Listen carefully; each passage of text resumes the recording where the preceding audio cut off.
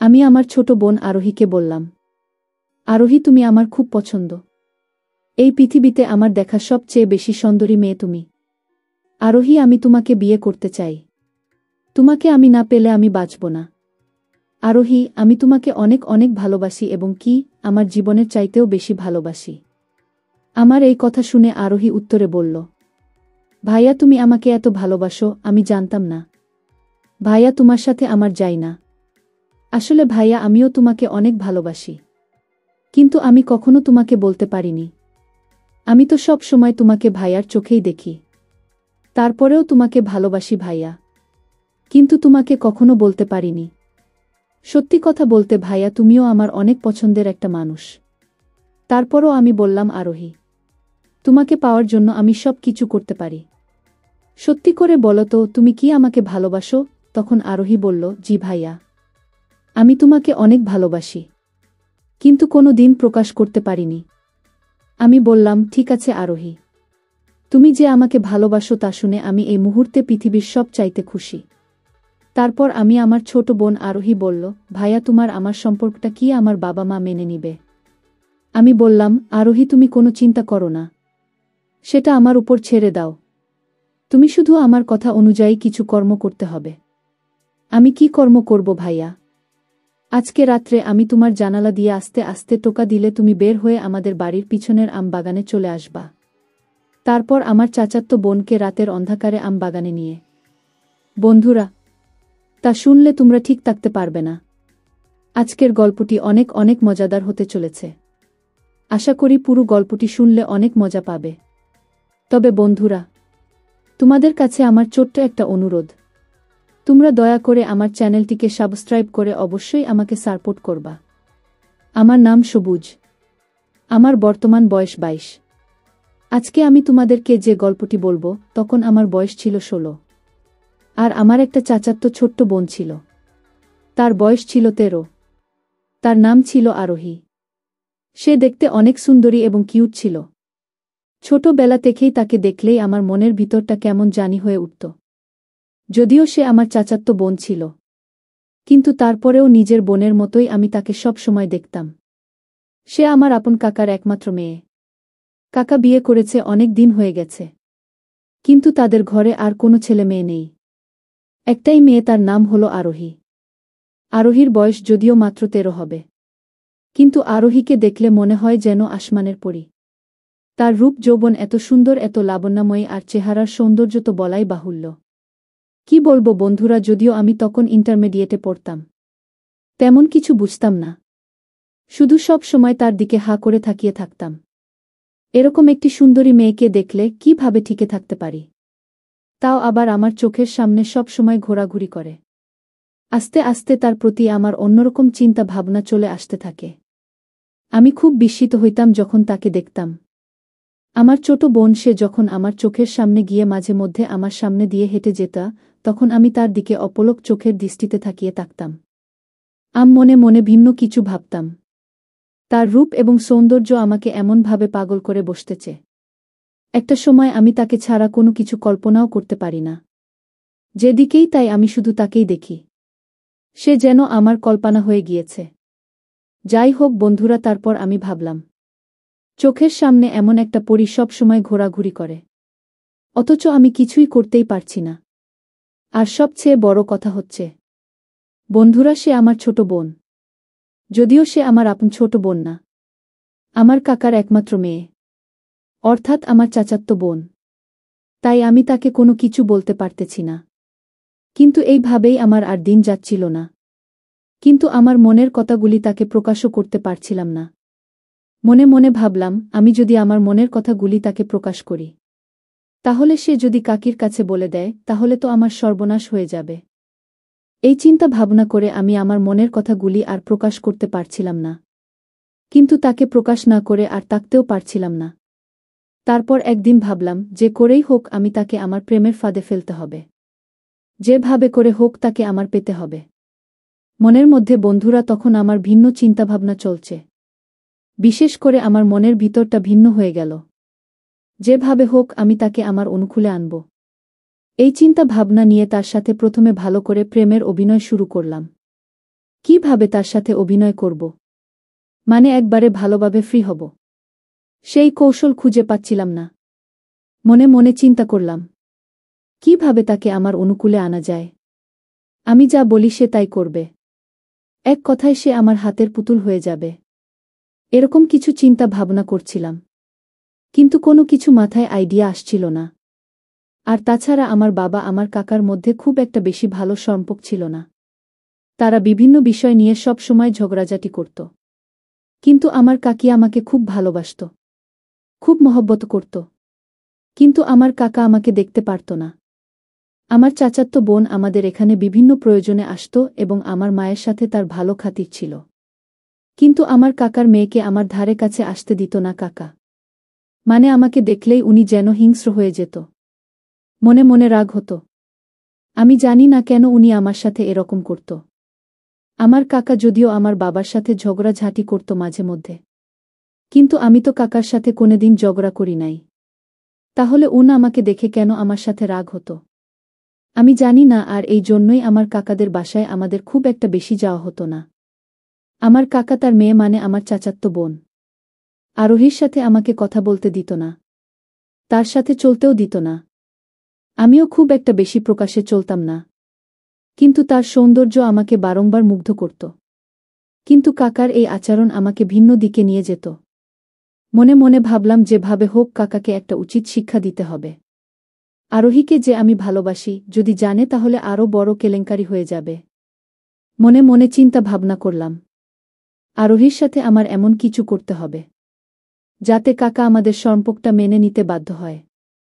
সেই চিন্তা ভাবনা থেকে আমি বুদ্ধি খাটাতে লাগলাম কি করা যায়, কিভাবে আমি আমার চাচাতো বোনকে প্রেমের আসক্ত করতে পারি, তাকে সম্পূর্ণরূপে আমার অনুকূলে আনতে পারি। এমন কিছু করতে হবে যাতে সে আমাকে ছেড়ে কখনো যেতে পারে না। তাহলে আমার চাচা আর আমাকে দেখে আর রেগে থাকবে না, বরঞ্চ জামাই আদর করবে। ভাবতে ভাবতে আমি রাতে হঠাৎ করে ঘুমিয়ে পড়লাম। কিন্তু ঘুমের মধ্যে আরোহীকে নিয়ে স্বপ্ন দেখলাম। স্বপ্নটি দেখার পর আমি আরো হতবাক হলাম। ভাবলাম আমি আমার মনের মানুষটাকে কখন মনের ভাষা প্রকাশ করব এবং কখন তাকে আপন করে পাব। এই সব চিন্তা করছি আর আমাদের বাসায় বসে বসে টিভি দেখছি। হঠাৎ করে একটি নাটকের সিন ঠিক আমার জীবনের মতোই আমার চোখের সামনে ভেসে উঠল।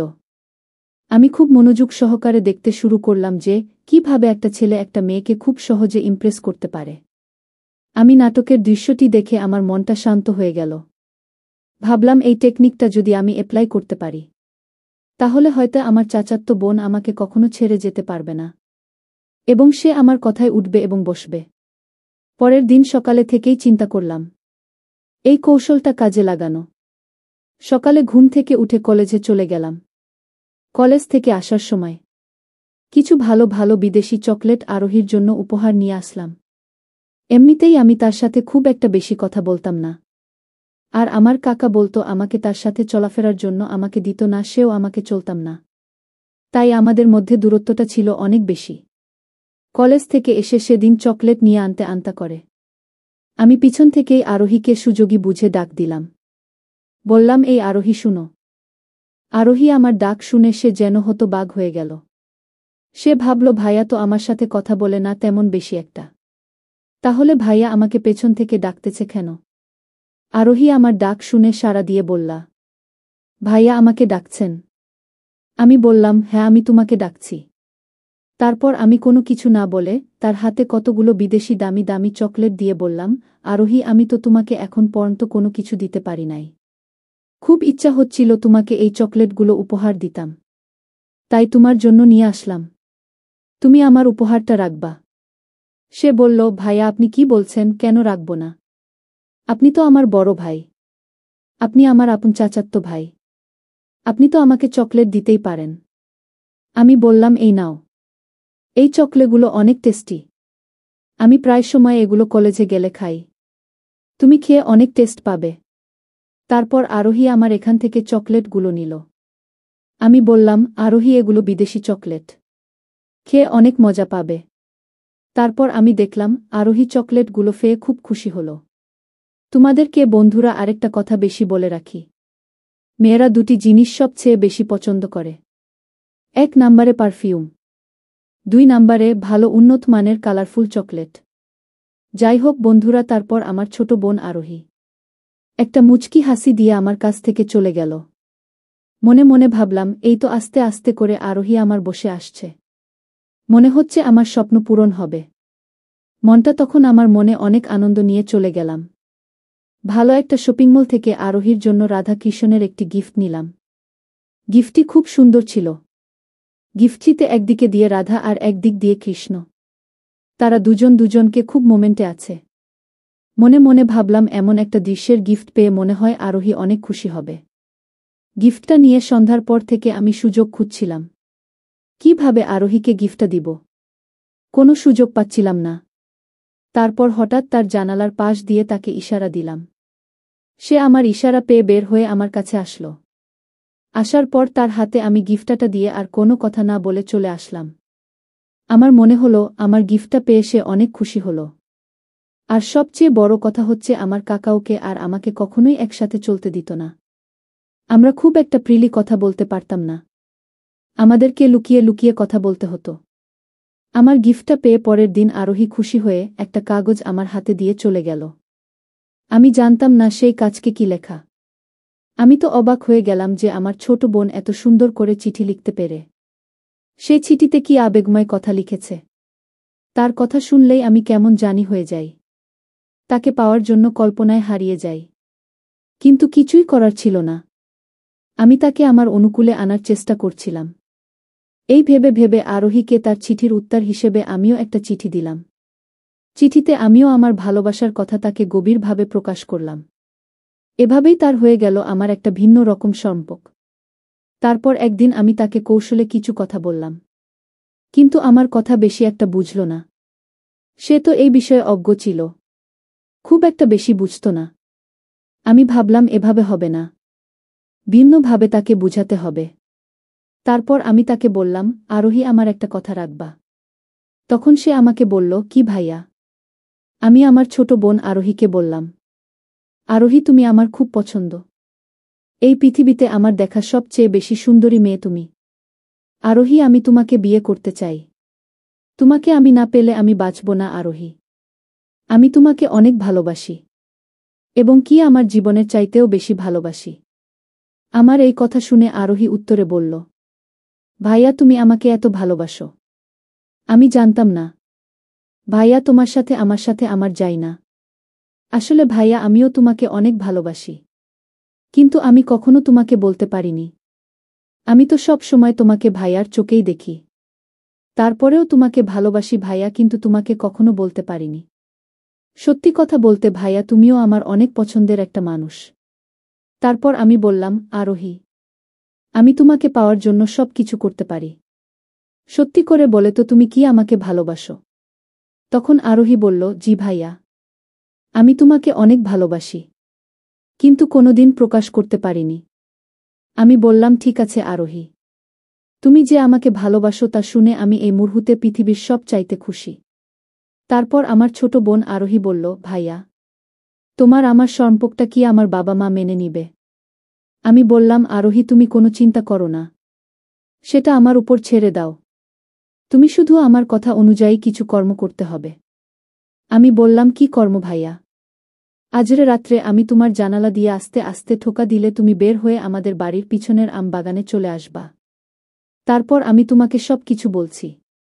তারপর বন্ধুরা, আমি চাচাতো বোন আরোহী আমার কথা মতো সেই দিন রাতে আমাদের আম বাগানের বাড়ির পিছনে আসলে তাকে এমন কিছু করেছিলাম, যার ফলে অল্প কিছুদিন পরেই আরোহীর অবস্থা অন্যরকম হয়ে যায়, যা আমাদের পরিবার এবং আরোহীর বাবা সহ আমাদের ঘরোয়াভাবে বুঝে ফেলে।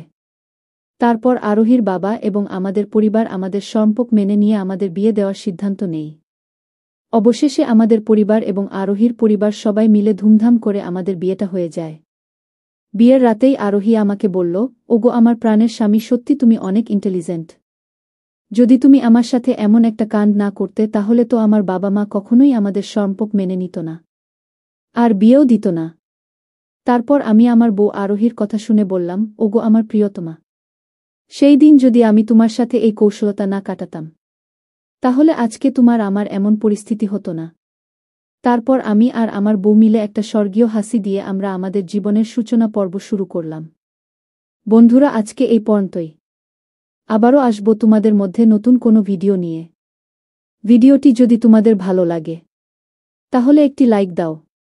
প্রতিদিন আমি তোমাদেরকে একটা করে নতুন গল্প উপহার দিব।